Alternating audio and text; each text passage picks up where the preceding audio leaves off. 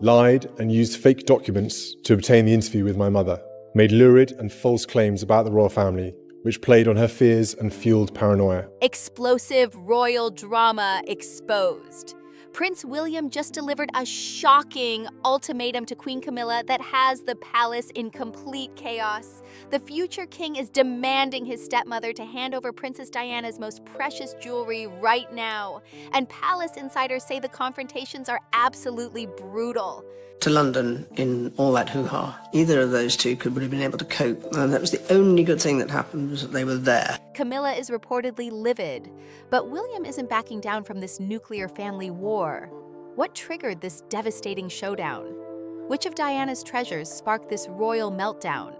The secrets they tried to hide are finally exploding, and this jewelry battle could destroy the royal family forever. The relationship between Prince William and Queen Camilla has reportedly reached a breaking point over an issue that goes far deeper than family politics. According to multiple palace insiders, the Prince of Wales has issued what amounts to an ultimatum regarding jewelry that once belonged to his late mother, Princess Diana. The conversations taking place behind closed doors at Buckingham Palace are said to be anything but cordial, with William demanding that Camilla return specific pieces from Diana's collection that he believes rightfully belong to his family line. This isn't simply a disagreement about expensive accessories.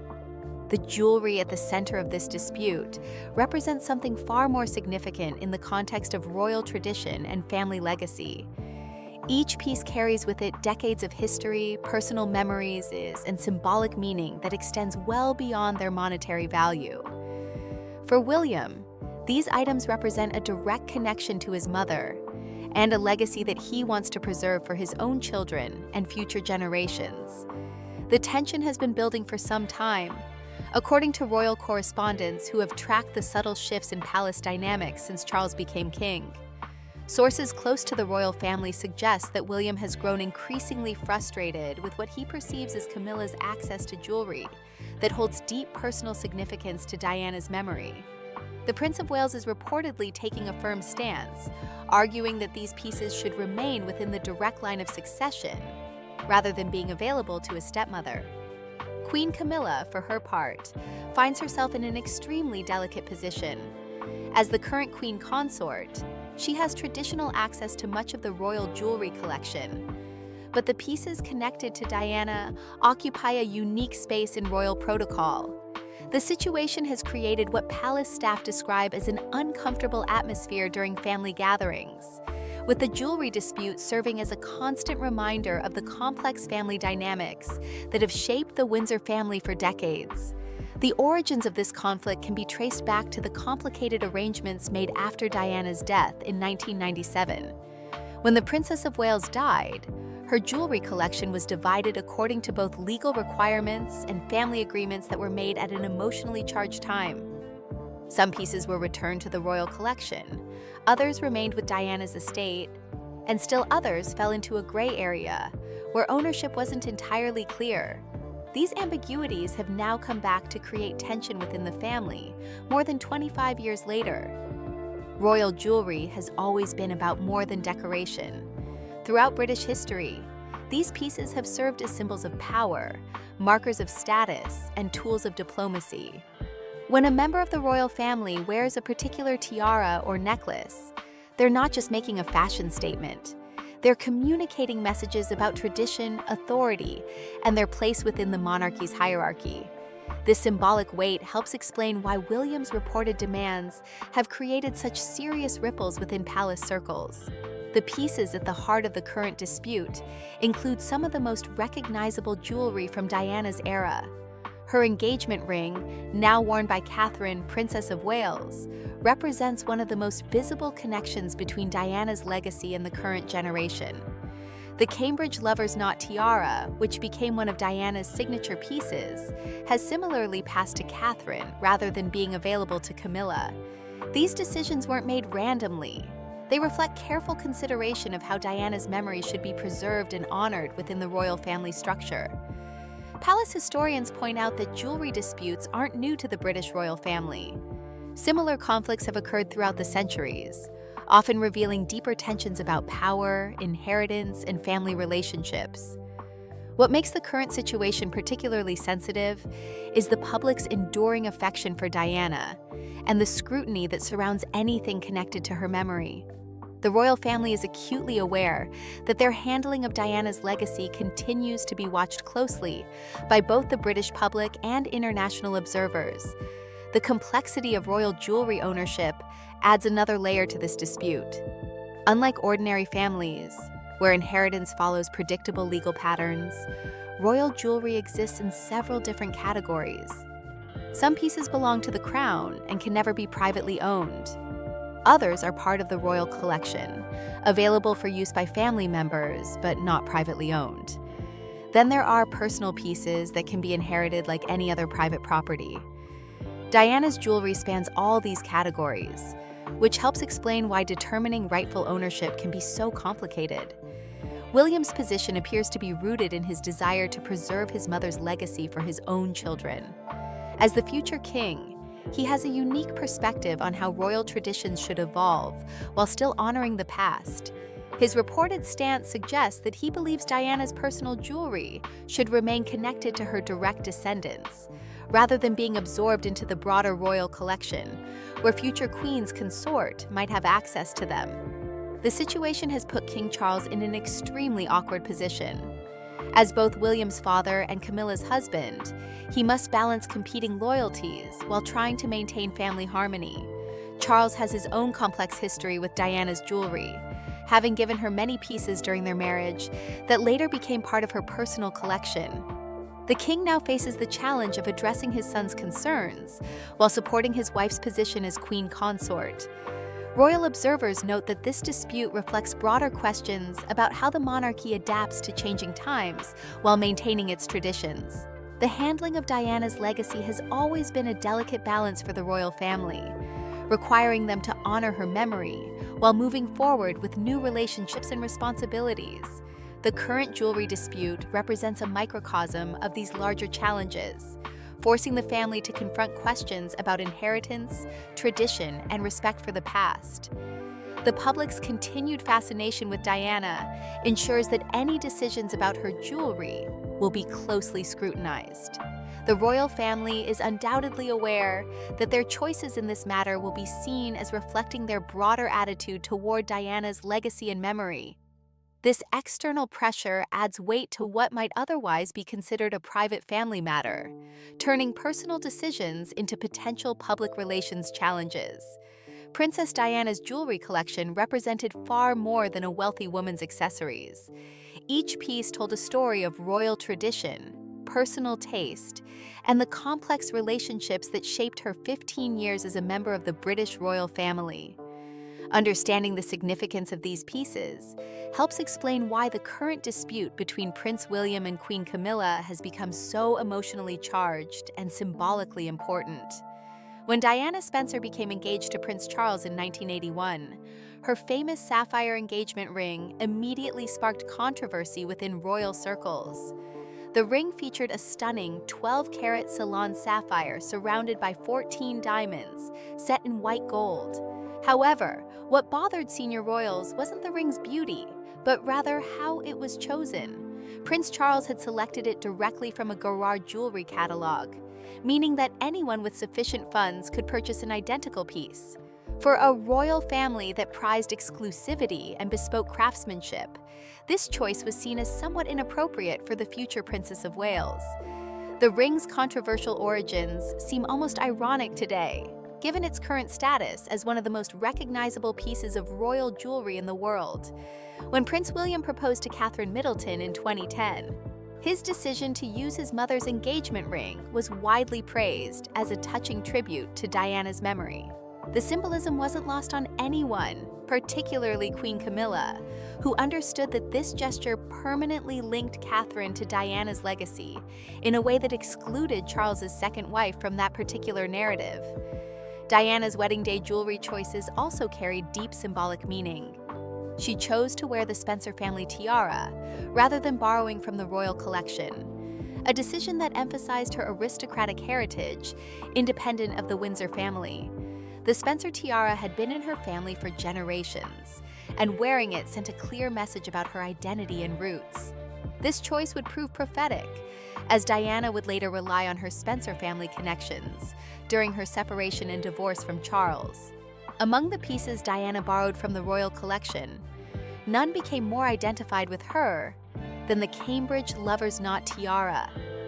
This magnificent piece had been commissioned by Queen Mary in 1914 as a replica of a tiara belonging to her grandmother, Princess Augusta of Hesse. The tiara featured 19 Baroque pearls suspended from diamond arches, creating a design that was both elegant and distinctive. The craftsmanship was extraordinary, with skilled jewelers spending months perfecting each element of the intricate design. Diana made the Cambridge Lover's Knot tiara her signature piece, wearing it to numerous state occasions throughout the 1980s and early 1990s. The tiara seemed perfectly suited to her style and bearing, and photographers captured countless images of her wearing it at banquets, galas, and official functions. Interestingly, despite having access to the royal collection as queen consort, Camilla has never been photographed wearing this particular tiara.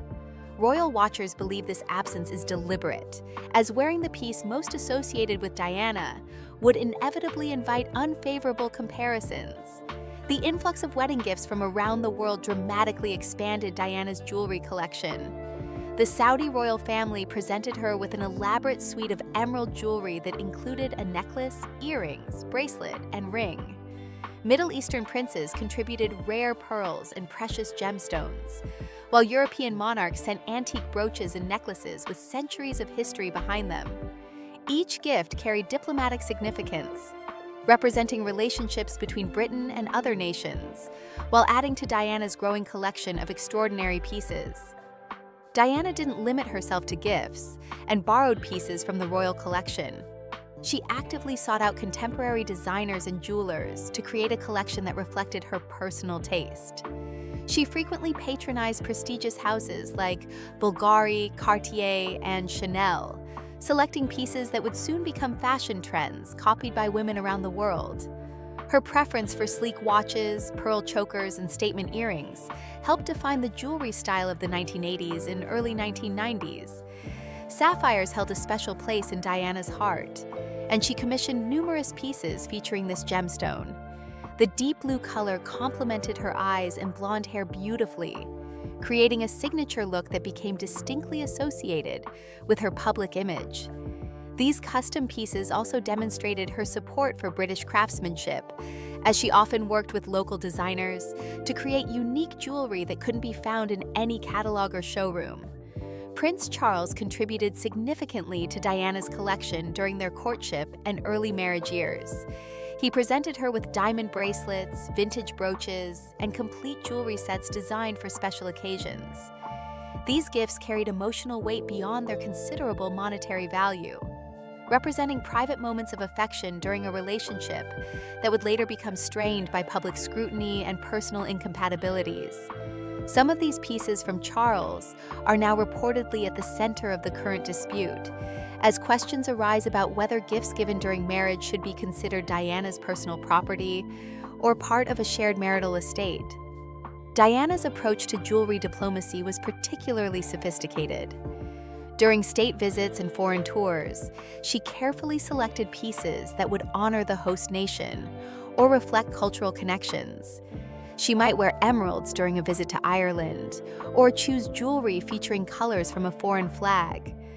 This subtle form of diplomatic communication strengthened Britain's international relationships, while showcasing Diana's understanding of royal protocol and soft power. The contrast between Diana's jewelry choices and those of Queen Camilla reveals different approaches to royal style. While Diana often selected pieces that were contemporary and accessible, Camilla has gravitated toward more traditional designs.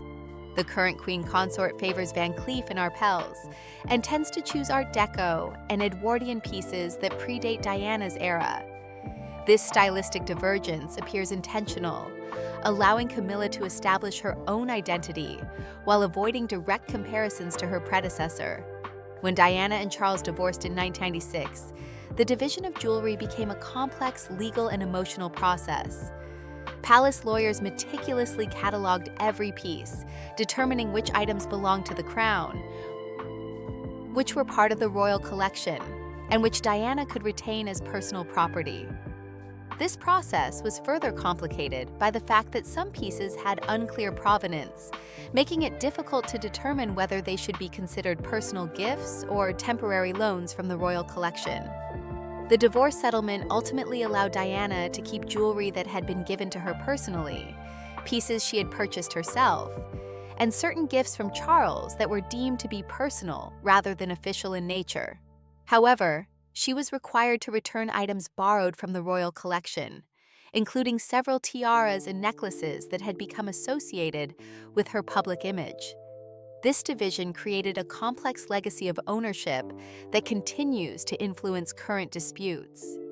Diana's will provided specific instructions about how her jewelry should be distributed after her death, with particular attention paid to ensuring that her daughters-in-law would have access to pieces that would support their royal duties. This foresight on Diana's part suggests she understood that her jewelry would continue to play a role in royal tradition long after her death. However, the implementation of these wishes has proven more complicated than perhaps she anticipated, contributing to the current tensions between William and Camilla over access to and control of her most precious pieces. Understanding how royal jewelry inheritance actually works requires navigating a complex system that has evolved over centuries of British monarchy. Unlike ordinary family inheritances, royal jewelry exists within multiple categories that operate under different rules, creating a web of ownership rights that can confuse even those within palace circles. This intricate system helps explain why Prince William's current stance regarding his mother's jewelry has generated such significant attention and controversy. The British royal jewelry collection is divided into 3 distinct categories, each governed by different legal principles and traditions. The first and most prestigious category consists of the crown jewels themselves. These pieces, including the imperial state crown, St. Edward's crown, and the sovereign's scepter, belong to the British nation rather than to any individual monarch. They are held in trust by the reigning sovereign and can only be used for specific state ceremonies and official functions. These items cannot be sold, given away, or left to heirs through private wills. When a monarch dies, the crown jewels automatically pass to their successor at the moment of accession, ensuring continuity of the symbolic artifacts that represent royal authority. The second category encompasses the royal collection, a vast assemblage of jewelry, tiaras, necklaces, brooches, and rings that belongs to the monarchy as an institution, rather than to any individual royal family member. The reigning monarch acts as the custodian of these pieces and has the authority to determine who may borrow them for official occasions.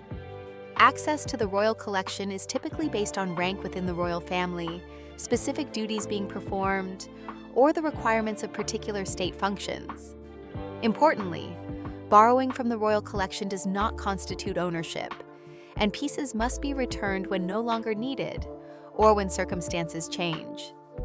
The third and often most contentious category consists of personal property.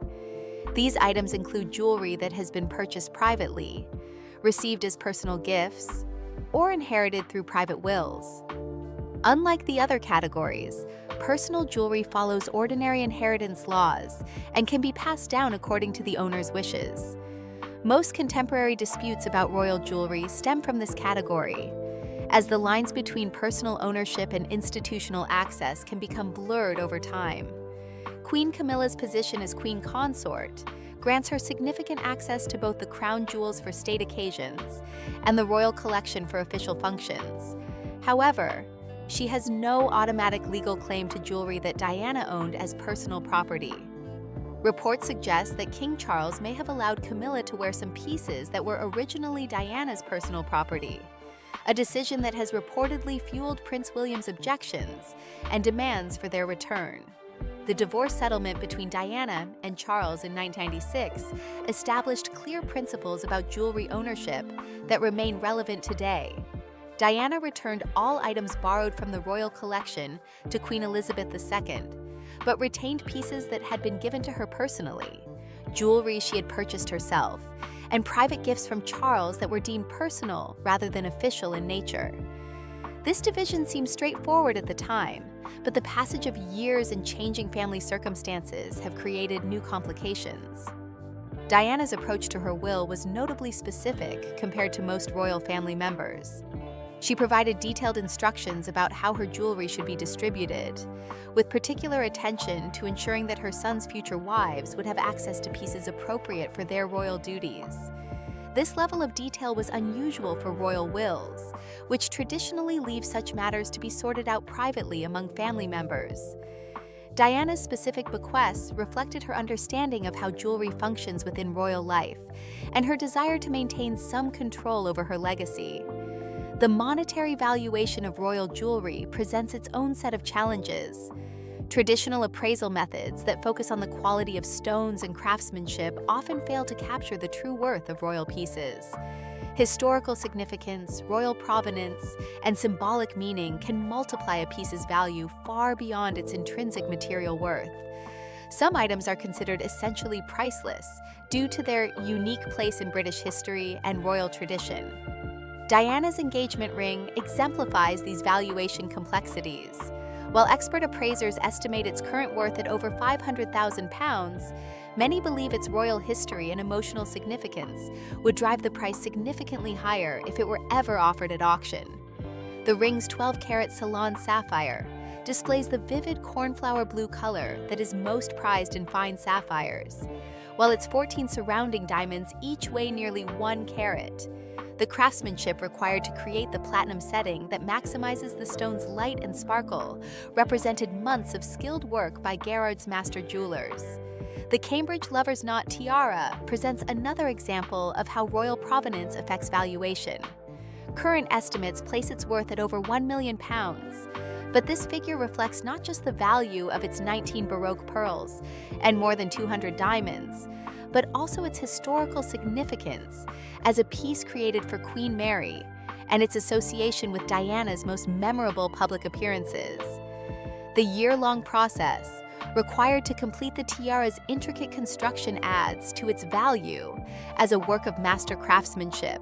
Among Diana's more modest pieces, the Collingwood pearl earrings demonstrate how even relatively simple jewelry can carry significant value due to royal associations.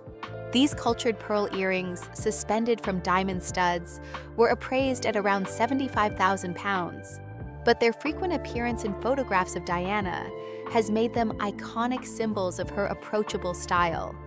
The earrings' versatility, allowing them to work equally well with formal gowns and casual outfits, reflected Diana's ability to bridge the gap between royal formality and public accessibility. The Art Deco diamond bracelet that Charles gave Diana during their courtship represents another category of valuable royal jewelry. Appraised at roughly £100,000, this piece from Cartier's vintage collection showcases the geometric elegance of 1920s design through its emerald-cut diamonds set in platinum. The bracelet's significance extends beyond its monetary value to represent a moment of genuine affection in Charles and Diana's relationship, making it emotionally significant to their sons. Diana's commissioned sapphire and diamond necklace, created by British jeweler Nigel Milne in 1988, rounds out the most valuable pieces in her collection with an estimated worth of £60,000. While this figure might seem modest compared to inherited royal pieces, the necklace's custom design and direct connection to Diana's personal taste make it irreplaceable in terms of sentimental and historical value. The complexity of determining fair market value for royal jewelry has led the royal family to rely increasingly on specialist lawyers and appraisers who understand both the legal and historical aspects of these pieces. Modern inheritance tax laws add another layer of complexity, requiring detailed valuations that account for both monetary and cultural worth. Foreign gifts present particular challenges within this system.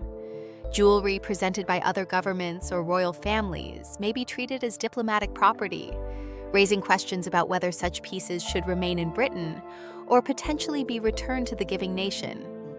Queen Camilla has navigated this area carefully, often choosing to wear jewelry given to her by Commonwealth countries or European royals, thereby building her own collection while honoring diplomatic relationships. The current dispute between Prince William and Queen Camilla ultimately centers on these questions of ownership, inheritance, and appropriate use of Diana's personal jewelry collection. William's reported demands reflect his belief that his mother's personal pieces should remain within her direct family line, rather than being absorbed into the broader royal collection, where future queens consort might have access to them. This position challenges traditional protocols, while asserting the primacy of Diana's specific wishes regarding her jewelry's future. Royal jewelry disputes have plagued European monarchies for centuries, revealing how these precious objects serve as much more than mere decoration. Throughout history, crowns, necklaces, and rings have represented power, legitimacy, and inheritance rights, often becoming the focal points of bitter family feuds that could last for generations. The current tension between Prince William and Queen Camilla over Diana's jewelry follows a long tradition of similar conflicts that have shaped royal families across Europe. The Tudor dynasty established many precedents for jewelry disputes that continue to influence royal families today. When Henry VIII died in 1547, he left behind not only a fractured kingdom, but also a complex web of jewelry ownership involving his 6 wives. Each marriage had brought its own complications regarding precious stones and metals, with families, courtiers, and crown officials all claiming rights to various pieces. The king's approach to marriage annulments and executions had created a particularly tangled mess of ownership questions that took decades to resolve. Anne Boleyn's jewelry became the subject of one of the most mysterious disappearances in royal history. Henry had showered her with pearls, diamonds, and elaborate gold settings as symbols of his devotion during their courtship and brief marriage. However, after her execution in 1536, these pieces seemingly vanished from royal records. Historians believe that supporters loyal to Anne managed to remove the jewelry before crown officials could seize it, quietly returning the pieces to her family. The disappearance of Anne's jewelry remains one of the great unsolved mysteries of Tudor history, demonstrating how personal loyalty could triumph over official ownership claims. Catherine of Aragon faced different but equally complex jewelry challenges during her marriage to Henry VIII. Her dowry had included precious heirlooms from the Spanish royal family, some of which had belonged to generations of her ancestors. When Henry sought to annul their marriage, Catherine's family demanded the return of these ancestral pieces. Crown lawyers argued that marriage to the English king had transferred ownership of all Catherine's jewelry to the royal collection. The dispute was never fully resolved, and the resentment it created contributed to the deteriorating relationship between England and Spain that would persist for decades. Elizabeth I inherited many of these unresolved jewelry disputes along with the throne. Despite her reputation for wealth and independence, she faced constant challenges from noble families who claimed ownership of pieces in the royal collection. For Elizabeth, maintaining control over these jewels was crucial not just for their monetary value, but for the symbolic authority they represented. The jewelry served as visible proof of her legitimacy and power, making every piece a potential battleground in the complex politics of Tudor England. The English Civil War and Commonwealth period created an entirely different set of jewelry problems. Parliament sold off most of the royal collection during the 1640s and 1650s, dispersing centuries of accumulated treasures to private buyers. When Charles II was restored to the throne in 1660, he inherited almost nothing of the traditional royal jewelry collection. The new king faced the enormous task of rebuilding the collection piece by piece, accepting gifts from allies and purchasing what he could afford to restore some measure of royal splendor. The French Revolution created jewelry chaos that extended far beyond France's borders. As aristocratic families fled the country, they smuggled out what treasures they could carry. Many of these pieces eventually appeared in London auction houses, where they were purchased by British royals and wealthy collectors. However, the original French owners and their descendants spent decades attempting to reclaim their family heirlooms, creating legal battles that crossed national boundaries and involved multiple royal houses. Queen Victoria's death in 1901 triggered one of the most complex jewelry inheritance disputes of the modern era. Her will attempted to distribute hundreds of pieces among her children and grandchildren, but the sheer volume of jewelry and the complexity of its origins created numerous problems.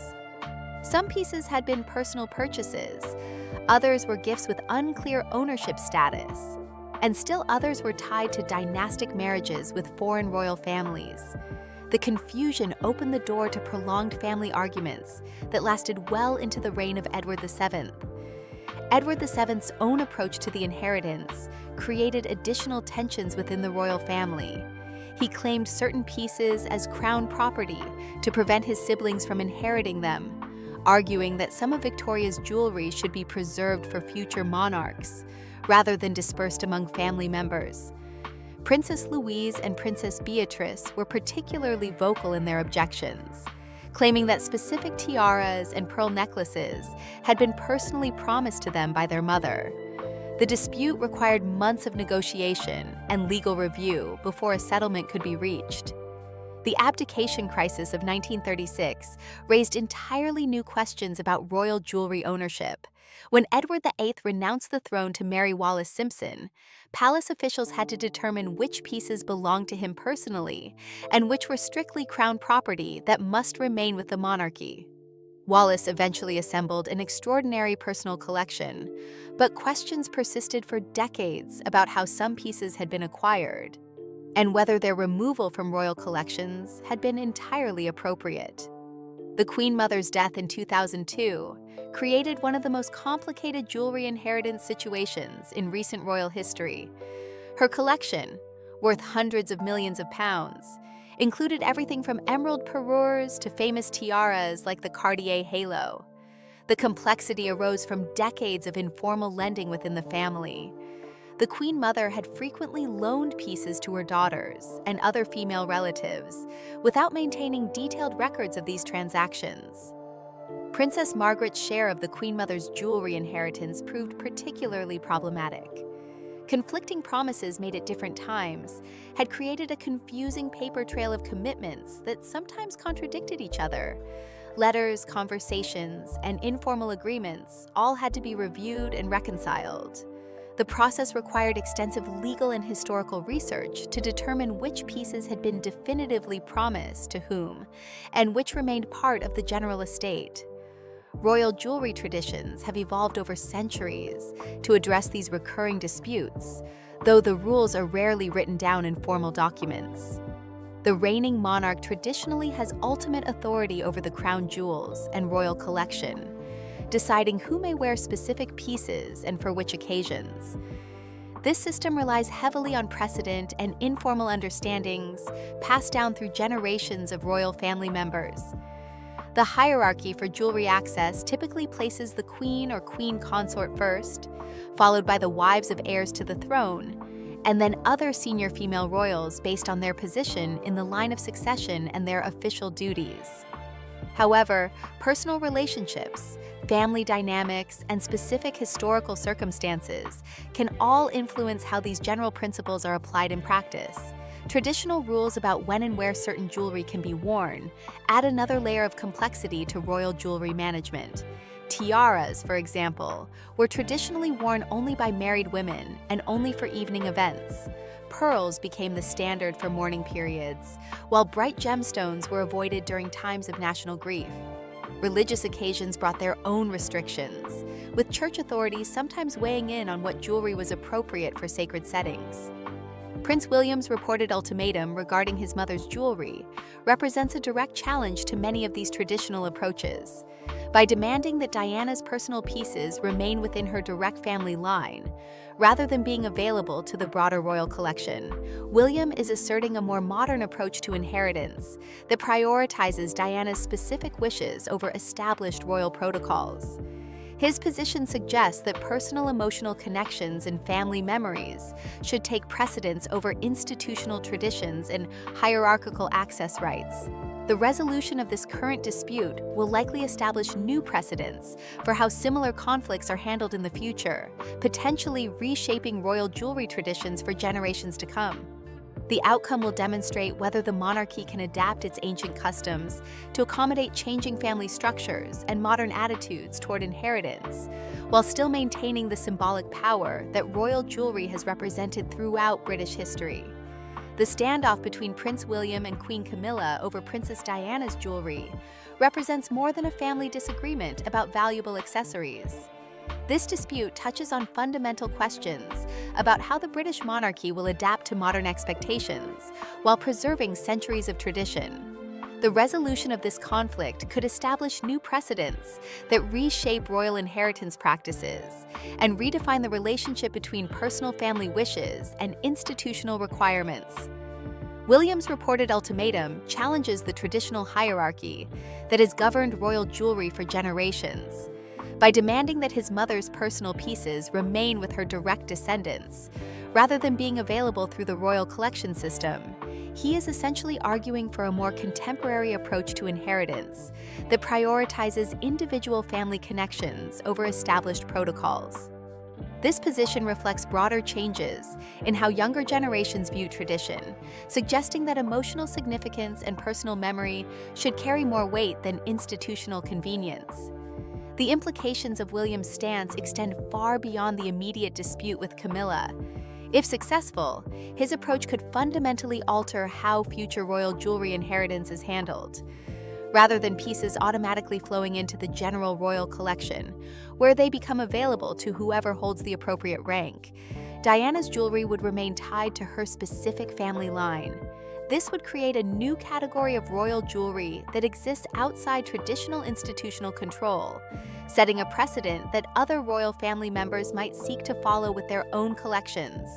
King Charles finds himself in an extraordinarily difficult position as this conflict unfolds.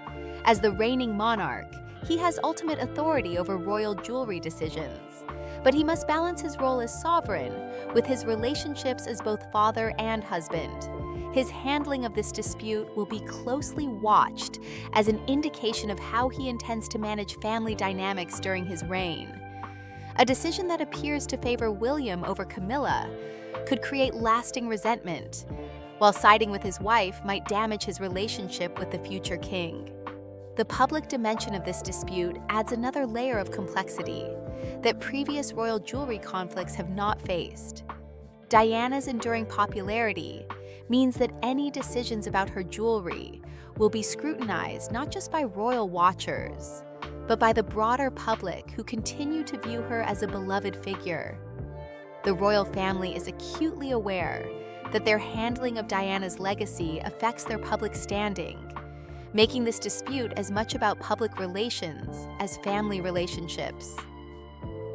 Modern media coverage ensures that details of royal family disputes can no longer be contained within palace walls as they were in previous generations. Social media platforms amplify every rumor and speculation, creating pressure for transparency that the royal family has traditionally avoided. This external scrutiny means that the resolution of the jewelry dispute will be judged not only by family members, but by millions of people who feel a personal connection to Diana's memory. The financial implications of this dispute also reflect changing attitudes toward royal wealth and inheritance. In an era of increasing scrutiny about royal finances and calls for greater transparency about royal expenditures, questions about jewelry ownership take on additional significance.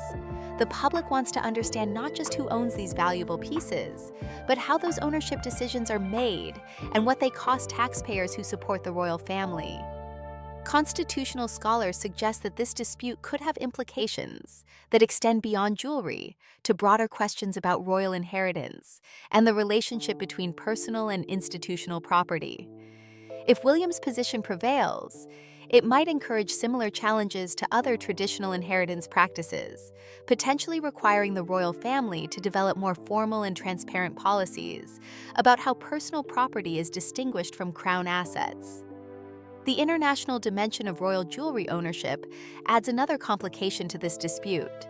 Many pieces in royal collections have diplomatic significance, representing relationships with other nations and royal families. Changes to how these pieces are managed could affect diplomatic protocols and international relationships that have been built around traditional gift-giving and jewelry exchange practices. Future generations of the royal family will likely be affected by whatever precedent is set in this current dispute. Prince George, Princess Charlotte, and Prince Louis may inherit a very different approach to royal jewelry than previous generations experienced. If William's position succeeds, they might have clearer rights to jewelry connected to their family line. But they might also face new expectations about how they manage and preserve these pieces for future generations. The role of royal women in this dispute highlights changing gender dynamics within the monarchy. Traditionally, royal jewelry has been managed primarily by men who made decisions about which women could wear specific pieces. William's demands suggest a more egalitarian approach that recognizes the agency of royal women in determining how their personal property should be handled after their death. This could encourage other royal women to be more specific about their jewelry inheritance wishes. Legal experts note that this dispute could force the royal family to develop more formal documentation about jewelry ownership and inheritance. The traditional reliance on informal agreements and understood protocols may no longer be sufficient in an era where family structures are more complex and public scrutiny is more intense. More detailed legal frameworks might be necessary to prevent future disputes from reaching the public sphere. The emotional toll of this dispute on family relationships cannot be overlooked. Christmas gatherings, state occasions, and family celebrations all become more complicated when underlying tensions about jewelry and inheritance remain unresolved. The royal family's ability to present a united public front depends on their capacity to manage private disagreements without allowing them to undermine their institutional responsibilities. Cultural historians observe that this dispute reflects broader societal changes in how families approach inheritance and memory preservation. The expectation that Diana's wishes should be honored regardless of traditional protocols mirrors similar changes in how ordinary families handle inheritance disputes. The royal family may be experiencing the same generational shifts about tradition and individual rights that affect families throughout society. The precedent set by this dispute will likely influence how other European royal families handle similar situations. Royal houses across Europe often look to the British monarchy for guidance on protocol and practice, meaning that changes in British royal jewelry inheritance could ripple across multiple monarchies. This international influence adds weight to decisions that might otherwise be considered purely domestic family matters.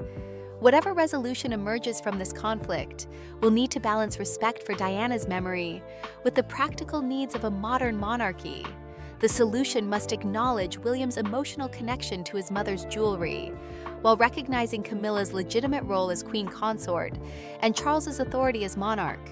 Finding this balance will require diplomatic skills that extend far beyond traditional royal protocol. The long-term health of the monarchy may depend on how successfully the royal family navigates this dispute, while maintaining public confidence in their ability to honor the past while adapting to contemporary expectations. The jewelry at the center of this conflict represents much more than valuable objects. These pieces embody the complex relationships between tradition and change, personal memory and institutional responsibility, and individual rights and collective duty that define the modern British monarchy. The resolution of Prince William's ultimatum regarding Princess Diana's jewelry will ultimately determine whether the royal family can successfully balance competing demands while preserving both family harmony and public support. The stakes extend far beyond the immediate dispute to encompass fundamental questions about how the monarchy will function in the 21st century.